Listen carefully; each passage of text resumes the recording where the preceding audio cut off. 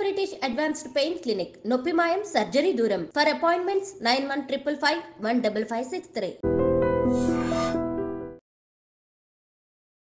Direct గా ఉంటదా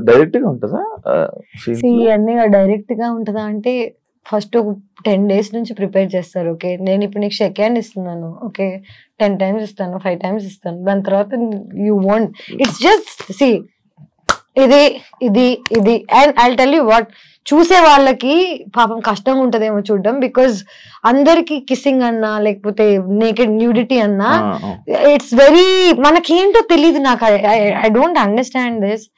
మనందరం సెక్స్ నుంచి పుట్టిన వాళ్ళమే, ఓకే, సెక్స్ లేకుండా లైఫ్ లేదు. బాడీస్ మనందరం బట్టలు వేసుకుని పుట్టలేదు, బట్టలు లేకుండానే పుట్టాం.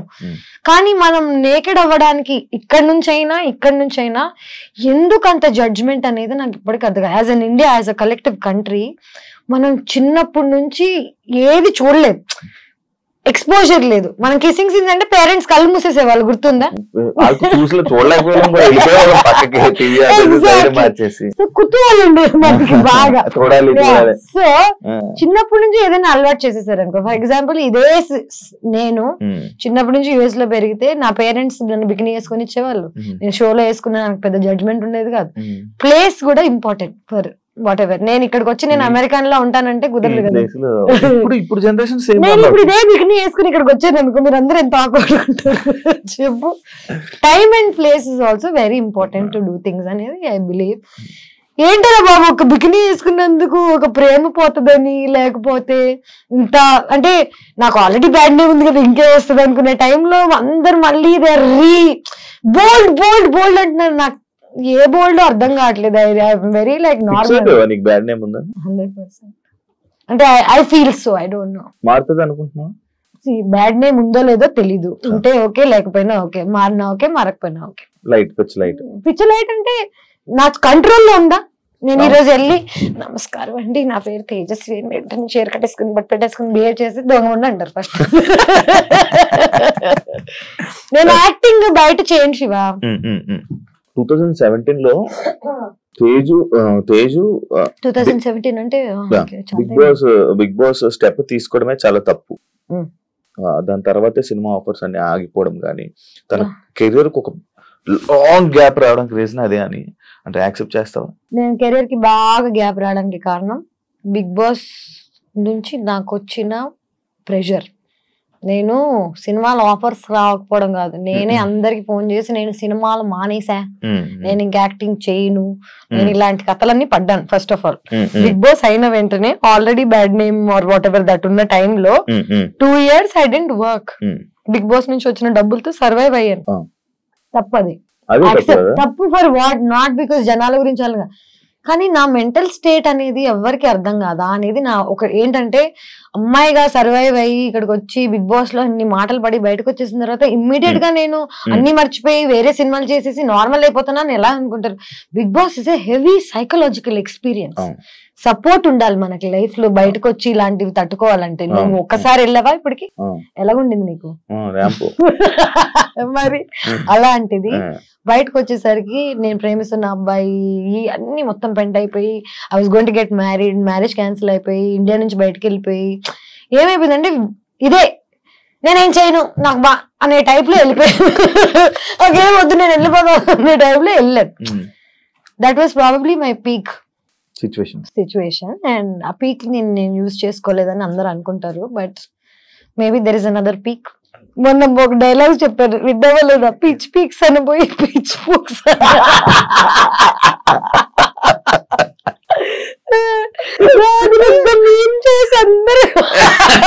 నేను I'm that innocent ray, like చిన్నప్పుడు నేను పిచ్ పీక్స్ అనబోయి సంథింగ్ ఎల్స్. అంటే ఇప్పుడు ఈ మాట నాకు అదే కదా, ఫ్రెండ్స్ తోకి కెమెరా ముందుకి బిగ్ బాస్ లోకి సినిమాలోకి పెద్ద డిఫరెన్స్ ఏమి, సేమ్ పర్సన్ ఎవ్రీవేర్.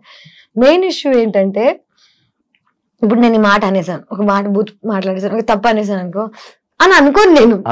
నాకు ఆ ఫీలింగ్ అనేది లేదు, ఎందుకంటే నేను ఏదన్నా తప్పు చేస్తున్నానని చేయట్లేదు కదా. ఇప్పుడు నిన్ను ప్లాన్ చేసి ప్లాట్ చేసి నిన్ను ఏదన్నా అందామని అనుకుని అన్నాను అనుకో, అది తప్పు. న్యాచురల్ గా వచ్చింది, నేనేం చేయగలను. కాంట్రవర్సీలు ఇవన్నీ మనకు అలవాటే. కాంట్రవర్సీ అది any publicity is publicity. Okay, people are good or bad stays longer. Let me tell you this, I studied journalism, I know what is what. మనం చూసేదంతా నిజం కాదు అని నాకు చిన్నప్పుడు సబ్జెక్ట్ లోనే అర్థమైపోయింది. ఇప్పుడు నేను చూసేదంతా నిజం కానప్పుడు, నేను ఆల్రెడీ ఈ ఫీల్డ్ లో వచ్చినప్పుడు జనాలు నా గురించి ఏమనుకుంటున్నారని నన్ను పర్సనల్ గా కలిసి నాతో జర్నీ చేసి నాతో టైం స్పెండ్ చేసి నేనేంటి అనే జడ్జ్మెంట్ నువ్వు నాకు ఇస్తే నేను వింటా. నేను నన్ను టీవీలో చూసి నన్ను ఎక్కడో ఒక నువ్వు తమ్నేల్ చూసి నా లైఫ్ ను జడ్జ్ చేస్తా అంటే నీకు అసలు ఇన్ఫర్మేషన్ లేదు కదా. ఇన్ఫర్మేషన్ లేకుండా జడ్జ్ ఎలా చేస్తారా బాబు? దాని గురించి కూడా ఉంది, ఆ పాయింట్ కూడా ఉంది. మన ఫిల్మ్ ఇండస్ట్రీలో, తెలుగు ఫిల్మ్ ఇండస్ట్రీలో కమిట్మెంట్స్ అనేది ఒక పెద్ద, తెలుగు ఫిల్మ్ ఇండస్ట్రీ వరల్డ్ లో ఇండస్ట్రీ అంటేనే ఇది, అమ్మాయిలు అంటేనే ఒక బికినీ వేసుకుందంటే 100% ఈజీ. నీకు అలాంటి సిచ్యువేషన్ కమిట్మెంట్స్ నిన్ను అడిగారా ఎవరైనా? నన్ను కమిట్మెంట్స్ అడగలేదు, కానీ కమిట్మెంట్ అడగడం వల్ల క్యాన్సిల్ అయిపోయిన ప్రాజెక్ట్స్ ఏమైనా ఉన్నాయి? అట్లాంటి యాక్షన్ నిజం చెప్పాలంటే ఇదంతా స్టార్టింగ్ లో జరిగింది. స్టార్టింగ్ లో అంటే ఫస్ట్ వచ్చినప్పుడు కమిట్మెంట్ అని డైరెక్ట్ గా చెప్పేవాళ్ళు కాదు, కానీ నాకు ఆ వైబ్ అర్థమైపోతుంది. కొంచెం షేడీ ఉంటారు కదా ఇల్లు, మేనేజర్స్ మీరు రాత్రి డిన్నర్ కి కలవాలి, డైరెక్టర్ కి డిన్నర్ ఎందుకు రా బాబు, పొద్దున్నే స్క్రిప్ట్ చెప్తే అయిపోతుంది కదా. ఇది ఇండస్ట్రీ అనే కాదు, కానీ నేను ఫస్ట్ ఆఫ్ ఆల్ ఒక జంగుల్లో జింక పిల్లలా తిరుగుతున్నాను. చిన్నప్పుడు చిన్న బేబీగా ఉన్నప్పుడు యూఆర్ మోర్ వల్నరబుల్, నీకు తెలుస్తుంది, అప్పుడు పూలు వేసేస్తుంది. ఇప్పుడు ఏంటంటే జనాలు నా నెగటివిటీ అని అనుకుంటున్నారు, కానీ నా నోరే నన్ను కాపాడింది ఇప్పుడు దాకా. లిటరలీ ఇప్పుడు ఎవరైనా నన్ను కమిట్మెంట్ అడగాలంటే చుచ్చిపోసుకోవాలి. సో నన్ను నేను ప్రొటెక్ట్ చేసుకోవడానికి I think I got this personality. Commitments అనేవి ఇక్కడే కాదు, వరల్డ్ లో ఎక్కడికి వెళ్ళినా ఎవడో ఒకటి నీ దగ్గర నుంచి ఏదో ఒకటి కొట్టేద్దాం అనుకుంటాడు. డబ్బులైనా, నీ ఆస్తి అయినా, నీ ఒళ్ళైనా నిన్ను నువ్వు కాపాడుకోవడం నీ రెస్పాన్సిబిలిటీ తప్ప ఇంకెవరిది కాదు. యాక్చువల్లీ నువ్వు ఇందాక అన్న పాయింట్ నాకు ఒక క్వశ్చన్ ఉంది, అడుగు. కమిట్మెంట్స్ ఇంతకీ నిన్న ఎవరైనా కమిట్మెంట్ అడిగారా శివ? అడిగితే బాగుంది.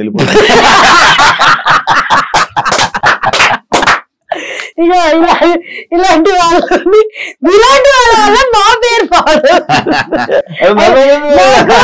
నా ఫేవరెట్ శివ. నేను ఇట్లాంటి చెత్త మాటలని మాట్లాడుకుని నవ్వుకుంటుండే వాళ్ళం. బిగ్ బాస్ అసలు వేసారా చూసారు? లైవ్ చూడలేం కదా మనం చూడలేం, పోయింది కదా, వెళ్ళిపోయింది కదా, అందుకే లైవ్ అన్నారు దాన్ని. నువ్వు చేసేది రైట్ అని నీకు తెలుసు, కానీ నువ్వు చేసేది తప్పు అని నీకు ఎవరైనా చెప్తే తీసుకుంటా?